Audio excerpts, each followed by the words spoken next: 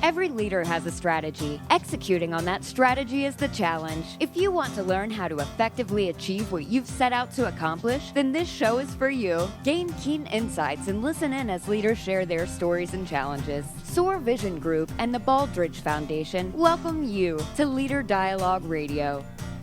Hello, everyone, and welcome to Leader Dialogue, brought to you by SOAR Vision Group and the Baldrige Foundation. I'm Duffy Dixon. Joining me is Jennifer Strahan. She is the Chief Operating Officer with SOAR Vision Group. Jennifer has partnered with more than 100 health systems and businesses across the U.S., helping them transform their strategic and administrative operations. Next to her is Lisa Council. She is the Chief Commercial Officer for SOAR. She comes to them with more than 2 decades of clinical, leadership, and clinical informatics experience. She also spent 19 years at the McKesson Corporation, leading large teams in clinical consulting, direct sales, and sales support. We're very honored to have our guest today. It is Lindel Fields. Lindel is an education thought leader with more than 3 decades of experience instilling a love of learning in students and transforming cultures at public institutions to unshackle them from assumptions limiting student and faculty potential. As a speaker and a coach, Lindel Fields helps leaders and organizations become great places to work with world-class results. As the superintendent at County Tech, he led that organization to earn a top spot on Fortune's Great Places to Work list 4 years in a row. And in 2018, Tri-County Tech earned the prestigious Malcolm Baldrige Award. And of course, SOAR Vision Group and the Baldrige Foundation work hand in hand. So congratulations, Lindel, and welcome to our podcast. Well, thank you so much. It's a pleasure to be with you today, Duffy. Thank you. And I am so excited. We have sort of termed this as what we're going to call this today, which is the power of an engaged workforce. And I'm so interested about this because, as we've discussed on the show, if your workforce is not empowered and engaged, you're missing most of the pie, right? Yeah, right? For sure. Most of the pieces of the pie. For sure. That's right. Lindel, it's Lisa. Thanks again for joining today. As we kick off, if we could, I know Duffy did a great job giving you a little bit about your background, but if you could tell the listening audience, and oh, by the way, the audience, as you guys listen, follow along on leaderdialogue.com, and that's DIALOGUE. We would love to have you guys, again, follow along live with us. But tell us a little bit about your background and how you came to Tri-Tech, and then also kind of what steps brought you to the Baldrige. Yeah, you bet. Happy to share that. Well, these days, post-Baldrige, Tri-County and myself are working with organizations and leaders to help them become great places to work with world-class results. And that all started about 20 years ago when I came to Tri-County Tech as a young assistant superintendent. And, it was probably about 10 to 15 years ago where we started to look at what we were doing, Lisa. And we determined that we were pretty good at a lot of stuff, but if we were going to be great at something, we had to subscribe to something bigger than any one of us could accomplish alone, a plan, a system, a routine. And that's when we began to look at Baldrige. And as we began to weave that into our fabric and our operations at Tri-County, we just got better and better. And we've really immersed ourselves into Baldrige over those years, and it's paid off. It's actually worked. So that's a little bit about me and a little bit about Tri-County. Tri-County is one of 29 tech centers in Oklahoma, technical school. We train nurses and hygienists, cosmetologists. In many states, those are community colleges. The difference is we have high school and adult students in our programs, and we're not degree granting. We offer certificates here at Tri-County. So that's a little bit about me and a little bit about Tri-County, Lisa. That's awesome. That's awesome. So from start to finish, how long from the time you submitted your Baldrige application, again, it looks like you started kind of the process 10 to 15 years ago. How long did it actually take your organization on that journey?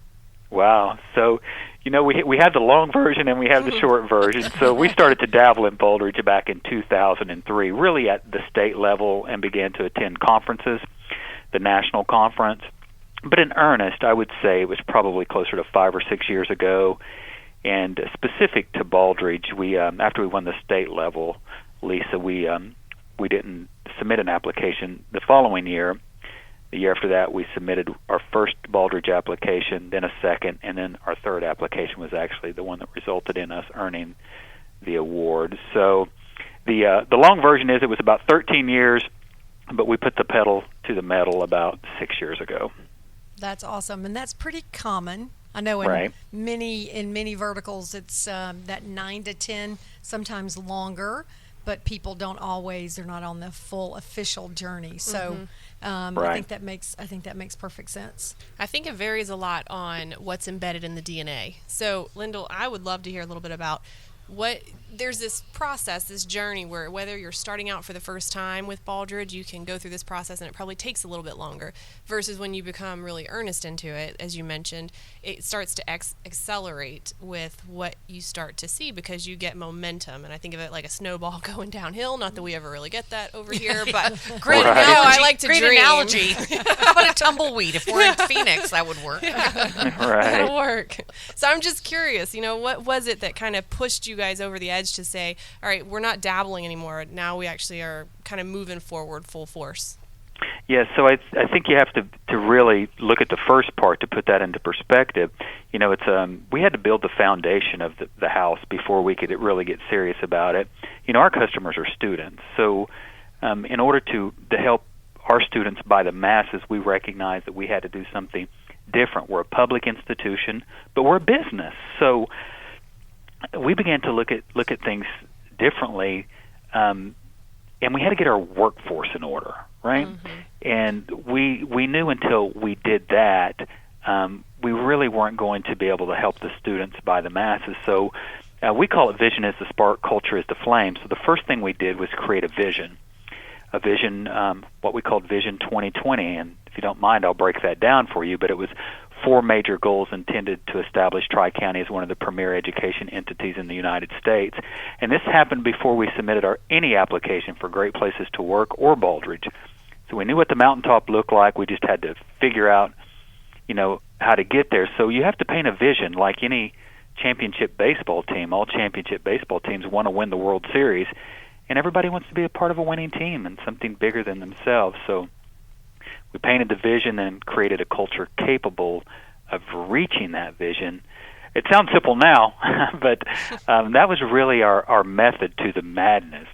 Does that help you understand a little bit better? Absolutely. What's interesting? You say it sounds easy, but it's those abstract things, like actually turning a vision into reality, that I think is so complicated and where organizations often struggle, because it's easy to it sounds simple. I can't speak today when it's abstract, but yet it's very hard to actually turn it around. And I love what you said. Vision is the spark, culture is the flame. How true is that? So tell us a little bit about how your workforce was prior to Baldrige.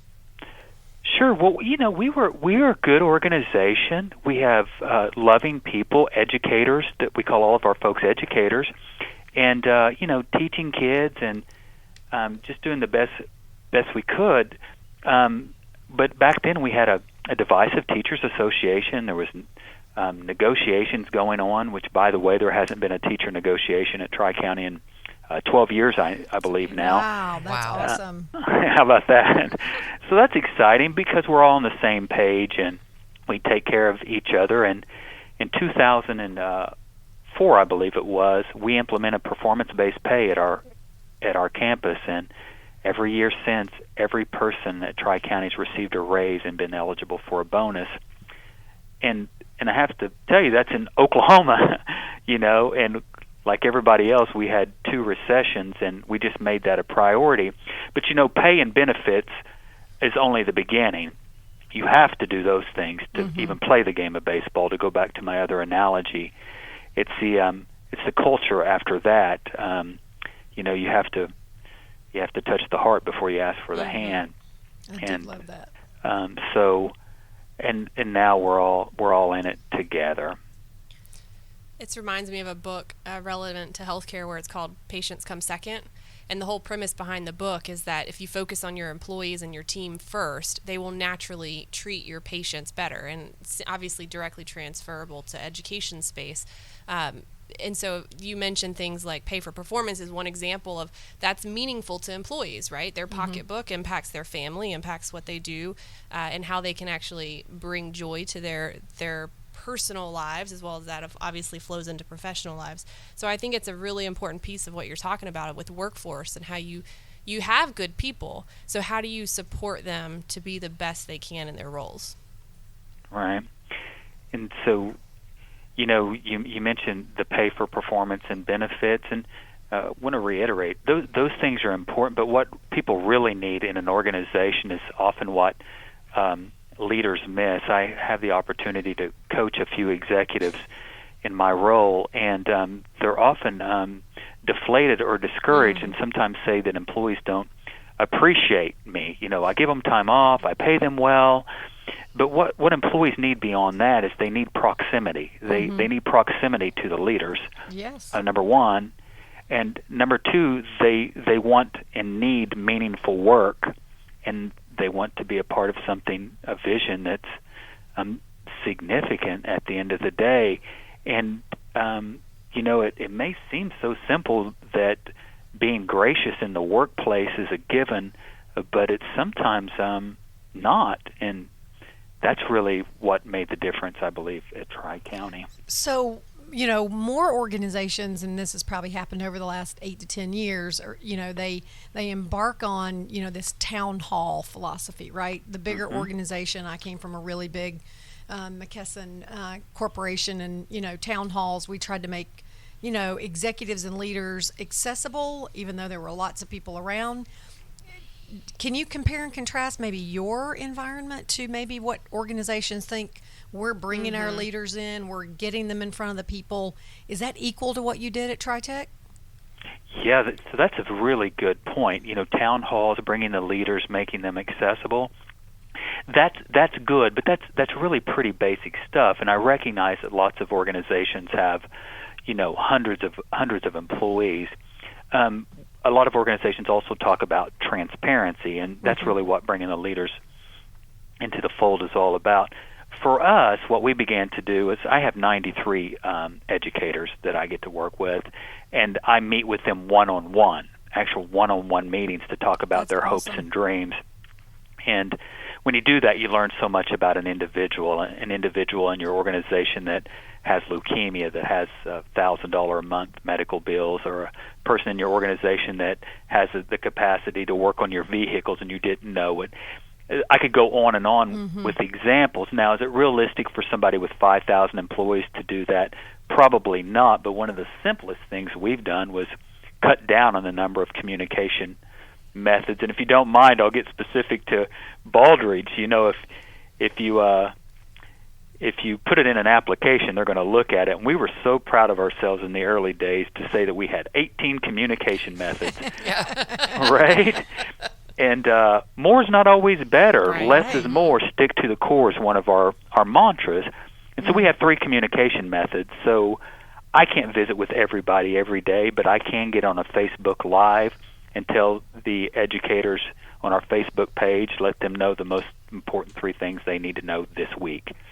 And that's all people really want to know.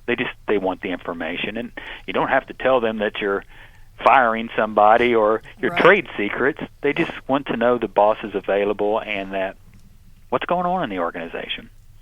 So that's a simple way people can do it, actually.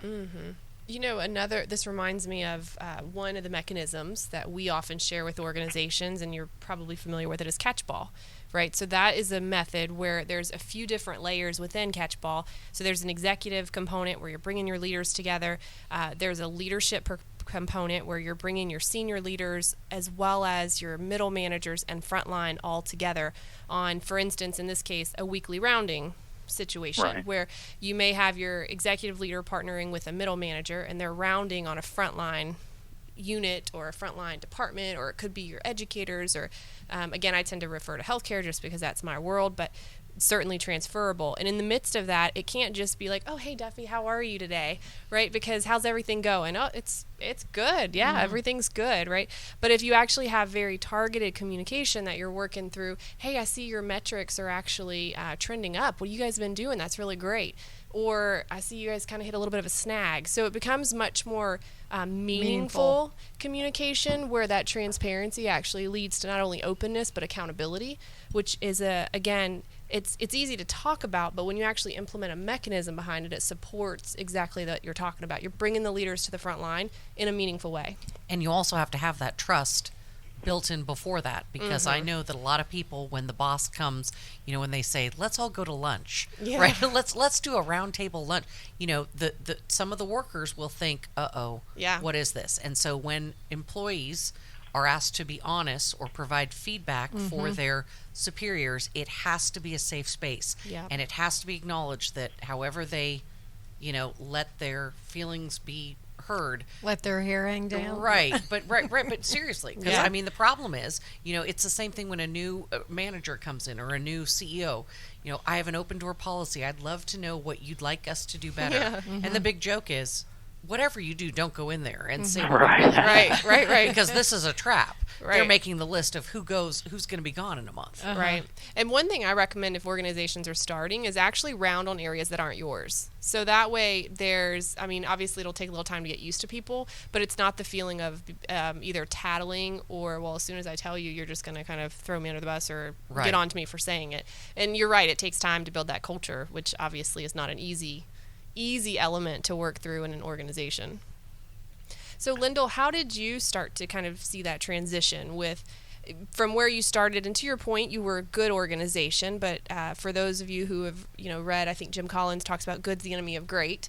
So how did you make that shift? You talked about changing your foundation, and we're talking about workforce. Was there any one or two key things that you think just really resonated to kind of give you that pivot? Right. So, whether it's rounding or any of the things that was just talked about, the key is consistency and learning that, it doesn't happen overnight. One of our mantras is it's not about what you do in a day, rather what you do daily that matters. There's no overnight successes. It just appears that way because people work their tails off for years behind the scenes and the magic happened. But if I was to look back, what the pivotal points were, it's really hard to say that one major thing happened. We just got really good at the blocking and tackling, and Baldrige for us was really about less is more. We quit doing stuff. And to fast forward just a little bit to get to your point, Tri-County made the intentional decision to eliminate our dependency on federal funding. Yes, I know. I heard you say that at one of your speeches, which is amazing. Yeah, tell the audience about that. Right. Well, so our Vision 2020 that I mentioned, 4 huge goals: to be named one of the top places to work in the United States, grow our enrollments from 8,000 to 15,000 when we surpassed 24,000 last year, and to win the Baldrige Award. Those were significant goals, but a lot of attention is given to the fact that we did away with federal funding. That wasn't our early intention. It just happened as a result of paying attention to the criteria and being true to ourselves and recognizing that if you're going to follow the criteria, you have to follow it all the way, and it takes courage. Federal funding was a 5-pound weight around our ankles as we were trying to run around the track, weighting us down and siphoning precious resources that could be used for a core program. So you look up, and sometimes you take money that isn't core to your mission, and we decided we were going to quit doing that, and we did a 5-year plan to get rid of it, and we eliminated the dependency in 3 years, including Pell Grants, by the way. Wow. That's and amazing. Since that time, our retention rates have gone up significantly every year. So, again, it wasn't our original plan, but these are the byproducts, the good things that can happen when you commit to something significant. So what does that mean to students when you eliminate federal funding? Yeah, that's a great question. So Tri-County's most expensive program is $4,500 for a nursing program. Includes books, tuition, fees, the whole 9 yards, which by higher education standards is an absolute bargain. For sure. So we haven't raised our tuition in 10 years. But if an organization, education entities are businesses. They're big businesses. And if you look at your balance sheet, the money coming in from Pell comes in and then goes out. to students. And the challenge for a student is they're in their late 20s, early 30s. Life hasn't gone the way they thought it should.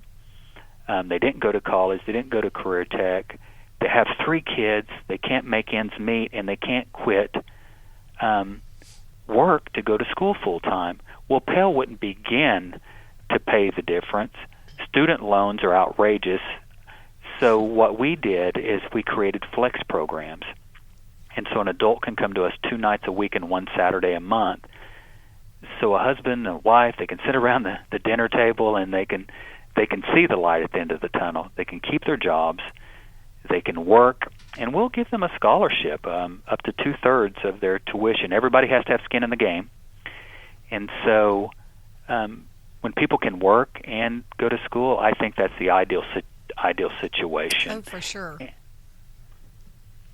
That's amazing. But you're right. I mean, when I heard Pell Grant, like I have 2 daughters in college right now, and Right. a traditional 4-year school, it is big business. We're paying big money. I'm fortunate my kids have scholarships. Thank you to everybody. Right. But it is big business. But when I hear Pell Grant, again, as a listener, I think, wow, that would be negative to those students who get full tuition paid. But in your environment, again, your buyer is different. Your customer is different. That's exactly right. And what we've done is not for everybody. We're not suggesting that everybody needs to do away with Pell Grants or federal money, but I think everybody has to look at themselves, look in the mirror, and ask if they're being true to what their vision and their mission is. And that's Baldrige 101, right? And can you really, like I said, look in the mirror, and are you being true to yourself?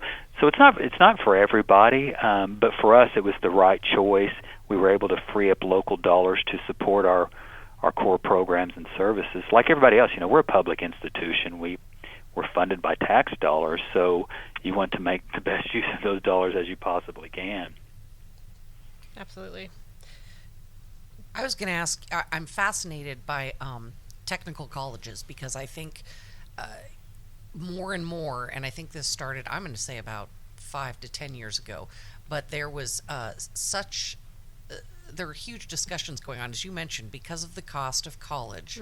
And if someone is already tending to love something about technical college, good with their hands. I mean, there are so many jobs now that are available, and people do not have the training for them. And Lindel doesn't know this, but I used to be a television reporter, and I would go, which is a great job. I loved it thoroughly. And one of the things I would do is go talk to schools. And every kid, it doesn't matter. Whenever you go to talk to a school, be prepared for this question. How much do you make? Oh, wow. Yeah, it's like the second question. That and have you been in a hurricane? Those are the 2 questions. But how much you make, which was really, obviously I can't divulge that because of my company, but I try to always say something like, just so you know, a self-employed plumber makes more. I mean, really. I mean, you need to, and I would say things like that, and they kind of look at me, I'd say, you guys need to, think about, it's not just people who are on TV who make money, which, by the way, they really don't make that much money. That's the big false. Right. But these things I feel like there's been more of a conversation about technical schools and more of a passion for it. Is that true? Without a doubt. Well, we could spend another hour talking about that. So there's really a renaissance right now with technical education. And for the reasons you mentioned, the industries are what we call graying out. So you have a major skills gap. There's not enough plumbers. There's not enough electricians. And I give a talk, and I often ask the audience, I said, you have a choice on Saturday morning. You can either have a cold, or your heater goes out. What are you going to choose? Well, probably both. Right. You can make a choice not to go to the doctor, but you can't make a choice. You can't fix your own heater, right? So for a long time, hard work became a dirty word. And you hear often that 4-year degrees were pushed, but I think I'm on a one-man mission to try to change the narrative on that. It's not about college or career tech. Kids can absolutely do both. The fact of the matter is only about half the kids in the United States do anything after high school. Wow. So, that's a shame. Oh, wow. Right. Wow. Can you believe that? No. So actually. Staggering. We do pretty good, really, of getting kids through high school. And I'll just say this because I really believe it. a high school diploma in and of itself doesn't have much value unless you don't have one. So doing something after high school is absolute paramount, and that's what we have to get kids to do, whether it's career technical school. And we talked about the cost of college. My gosh, yes, it's expensive, but going through the technical route, a 2-year route where you can work and go to school, you can really limit that debt by choosing other routes and just being creative. The 4-year post high school route was built in 1960. Kids are going to live to be 100. We could change how education's done, I believe. Yeah. Oh, for sure. And there's so many that get out with a pretty generic business degree or psychology, some generic psychology degree, and they can't find a job for years. And I know my niece, go to more school. Right, go back to school. And my niece, she had a private 4-year college private school, couldn't get a job. She saw that I was a nurse and I always had a job, and she went back to nursing school, and she went to a trade school in North Carolina. So, again, I think we're doing our kids a disservice oftentimes when we say, oh, yeah, just go to college for 4 years and you'll be fine. That's not always the case. And I have friends who had 4-year degrees, and one of them just went back. I don't want to age her, but I'm going to say at the age of 45 to become a nurse, because she had a marketing degree. She worked in that. Then she had kids and everything else. She had the discussion. Those were our best students in my nursing classes. Were the moms who came back, and she said they this paid is a for need. it themselves. Yep. Right. And but and especially kids who don't know what they want to do. There is no sense in sending them to at least they could have at least 2 years to decide what they like. Yep. Right. Well, the thing that really is attractive to me when you think about this is that you come out, you actually have a degree, and you have a plan. I mean, you have an employable plan at the moment you graduate, regardless, or with your certificate or your degree, regardless of which way you go. So it's interesting because my husband and I are like complete opposites. So we both started college. He eventually, it was not his path. He didn't like it. I mean, he could do it. He's really smart. But he's actually a craftsman. So he does woodworking and started his own company, and that's his world, and he loves it. Me, I admire the trade. I don't have the talent, but I like to give him jobs. And then, and then on the other side, I'm a nerd. I love school, and I think it's given me, a lot of opportunities. But I also recognize that I've been fortunate in many ways, and so I think that there's paths that work. And the reality is, a society needs both. Yes, for sure, without a doubt. For sure. So and we're getting close on the end. Right. We're Lindel is a great guest. Oh my goodness, for sure. So thank you. as we kind of wrap up, and we're going to have you back next week, Lindel. So we'll dig into some of this. But just in closing, I would like to kind of get your feeling again around the importance of workforce. Again, it sounds like you coach some leaders, which is really awesome. I know you're on the speaking circuit, which is great, and you're really trying to get the message out. But what would you tell our listening audience really around the importance of their workforce? Again, daily, doing that daily change. What advice would you give them? Right. So, workforce is key to everything, and it's not original to us. Richard Branson talks about it all the time. Take care of your people; they're going to take care of your customers. In the education business, you have to recognize that students are your customers, and in our case, we are a choice. So if your workforce is not committed to the vision, then you can have decent results, you can have good results, but until you really engage the workforce, having great results, I believe, are out of reach for just about any organization. And again, it doesn't have to be costly things. You have to have good pay and benefits. I can't help you if you don't do that. It's like a ball and a bat in a baseball game. You can't play if you don't have a ball and a bat, but if that's all you have, you're not going to be very good. You have to create a culture. Culture wins games. Winning games fills the stands. Good point. Thank you so much, Lindel Fields, for joining us. We really appreciate it. And again, we're excited. We get to talk to you next week as well. Thank you to everyone for listening here on Leader Dialogue, brought to you by SOAR Vision Group and the Baldrige Foundation. Remember, you can listen to a new live show every Friday at 1 o'clock Eastern Time. You can go on to businessradiox.com and look at the Gwinnett Studio. Our show is there. And it's also, as we gave you that website earlier, leaderdialogue.com/podcast. On behalf of Jennifer and Lisa and the SOAR Vision Group and our producer, Mike, I'm Duffy Dixon. Join us next time on Leader Dialogue here on Business Radio X.